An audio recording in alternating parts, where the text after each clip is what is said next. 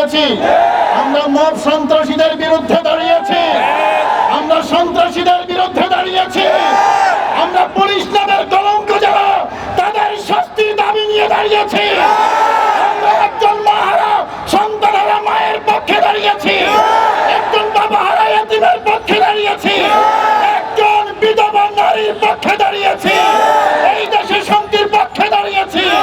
আমার ভাইরা, একজন মসজিদের ইমাম যখন অপমানিত হয় তাহলে এই দেশের মানুষ সম্মানিত হতে পারে না। আপনারা দেখেছেন শহীদ রইসউদ্দিনকে গাছের সাথে বেঁধে তার গলায় জুতার মালা পরিয়ে দেওয়া হয়েছে, আমাদের প্রশাসন দেখে না তাকে হত্যা করা হয়েছে, প্রশাসন শুনে না তাকে প্রহার করা হয়েছে, প্রশাসন দেখে না সন্ত্রাসীরা যারা তাকে মেরেছে তাদেরকেও প্রশাসন দেখে না, আমাদের মামলা নেয় না, মামলা নিয়েছে উল্টো যে কবরে শহীদ হয়ে কবরে গিয়েছে। কথা বলেন ঠিক না?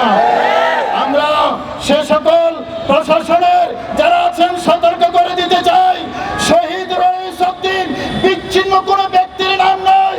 শহীদ রইসউদ্দিন ওই 5ই আগস্টের আগে রংপুরের আবু সাইদ যেমন বর্তমানে সুন্নি জনতার রইসউদ্দিন একটা আবু সাইদ। আমরা এই সতর্কবাণী উচ্চারণ করতে চাই। আমার ভাইরা, ওই আবু সাইদ শহীদ হওয়ার পরে পরিণতি যা হয়েছে আমরা কিন্তু ভুলে যাই নাই। প্রশাসন যদি কানে না যায়, টেকনাফ থেকে তেঁতুলিয়া পর্যন্ত যে আন্দোলন শুরু হয়েছে এই আন্দোলন বন্ধ হবে না। এটা প্রতিটা জেলায়, প্রতিটা থানায়, প্রতি উপজেলায়, প্রতি ইউনিয়নে, প্রতি ঘর, আপনার প্রতি গ্রামে, সংসদ থেকে রান্নাঘর পর্যন্ত আমরা এই আন্দোলন পৌঁছে দেব ইনশাআল্লাহ। সুতরাং মামলা না নিয়ে সুন্নি জনতার সাথে প্রহসন করছেন, এই প্রহসনের পরিণতি ভালো হবে না। আমরা সতর্ক করে দিতে চাই, কয়েক ঘন্টার নোটিশে জাতীয় প্রেস ক্লাবের সামনে এত হাজার হাজার মানুষ আমরা যখন বৃহত্তর কর্মসূচি নিয়ে ডাক দেব, মনে রাখুন, শুনে রাখুন, এই রাজধানী ঢাকা অচল করে দেব। আহলে সুন্নাত ওয়াল জামাত এটা কোনো আজকের নতুন কিছু নয়। 1400 বছর ধরে আহলে সুন্নাত ওয়াল জামাতের আদর্শ ছিল, আছে।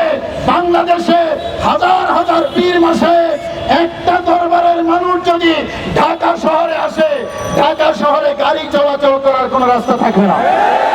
সুতরাং সাপের লেজে পা দিয়েছেন, কিন্তু অতি তাড়াতাড়ি, অতি সত্বর রইসউদ্দিন হত্যার সুবিচার নিশ্চিত করুন।